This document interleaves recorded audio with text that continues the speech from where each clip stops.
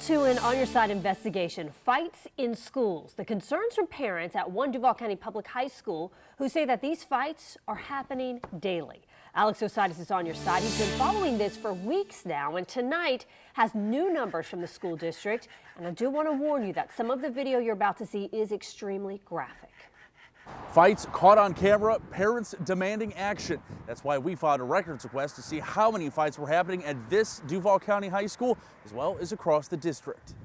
She basically said you got to watch your back everywhere you go. That parent of an Englewood High School student brought that concern to the On Your Side team back in October, sharing these videos showing several people involved in fights.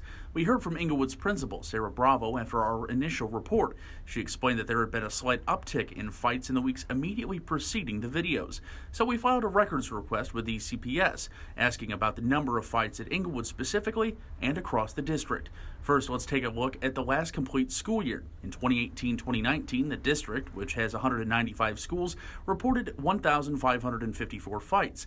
Englewood made up 21 of those. Now, with less than half of the present school year complete, we look at the current numbers, 540 across the district and 12 at Englewood, meaning at the going rate, the overall number of fights could drop by nearly 25% in the district, but rise at Englewood.